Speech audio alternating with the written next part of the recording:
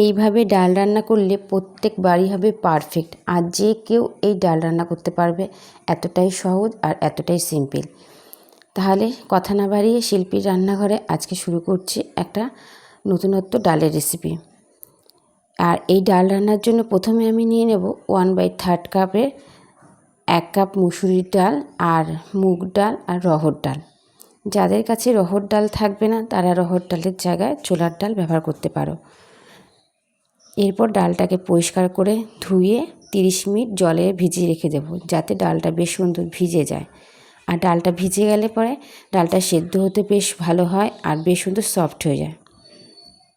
ডালটা 30 মিনিট পরে দেখো কি সুন্দর ভিজে গেছে আর একটু ফুলে ফুলে উঠেছে। এবার এই ডালটা রান্না করার জন্য পারফেক্ট। সময় না থাকলে তোমরা ডালটা প্রেসারে আরেকটা বেশি সিটি দিয়ে সেদ্ধ করে নেবে। এরপর একটা প্রেসার কুকারের মধ্যে ডালটা দিয়ে দিলাম। আর যতটা ডাল নেব ঠিক ততটা পরিমাণ জল নেব, তার থেকে হাফ কাপ জল বেশি সবসময় দিতে হবে, তাহলে ডাল সেদ্ধটা একদম পারফেক্ট হবে। এর মধ্যে দিয়ে দেব সেদ্ধ হওয়ার জন্য সামান্য পরিমাণ নুন, হলুদ, আর এখানে দিয়ে দিচ্ছি একটু কালারের জন্য কাশ্মীরি লঙ্কার গুঁড়ো দিয়ে আমি 2টো হুইসেল দিয়ে ডালটাকে সেদ্ধ করে নিয়েছি।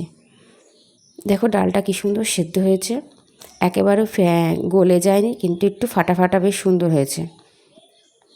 এইভাবে ডাল রান্না করলে ডালটা খেতে ভীষণই ভালো লাগে।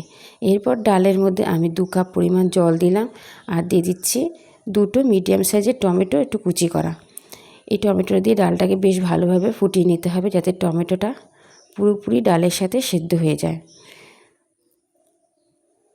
যখন পুরোপুরি সেদ্ধ হয়ে যাবে তখন এর মধ্যে স্বাদ অনুসারে নুন, একটু টেস্টের ব্যালেন্স আনার জন্য চিনি।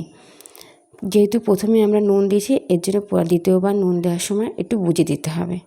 এরপর একটা ফ্রাই প্যানের মধ্যে আমি 2টো শুকনো লঙ্কা আর গোটা জিরে ফোড়ন দিলাম আর দিয়ে দেব একটু ছোটো ছোটো করে কেটে রাখা রসুন। আর এই রসুনটাকে একটু লাল করে ভেজে নিতে হবে। এইভাবে লাল করে রসুনটাকে আমি বেশ ভালোভাবে ভেজে নেব। যখন রসুনটা ভাজা হয়ে যাবে তখন পাতলা পাতলা করে কেটে রাখা পেঁয়াজটাও বেশ লাল করে ভেজে নিতে হবে। এইভাবে তোমরা ডাল রান্না করে দেখো, ডালটা খেতে ভীষণ সুস্বাদু হয়। আর ভালো লাগলে প্লিজ আমার চ্যানেলটাকে একটা লাইক করো, সাবস্ক্রাইব করো আর কমেন্ট করে জানিও রেসিপিটা কেমন হয়েছে। এরপর পেঁয়াজটা ভাজা হয়ে গেলে পরে সেদ্ধ করা ডালটা দিয়ে দিলাম, দিয়ে বেশ ভালোভাবে 2-3 থেকে 4 মিনিট একটু হাই ফ্লেমে ভালোভাবে ফুটিয়ে নেবে। আর ডাল যত ভালোভাবে ফুটানো হয় ডালের টেস্টও তত বাড়ে।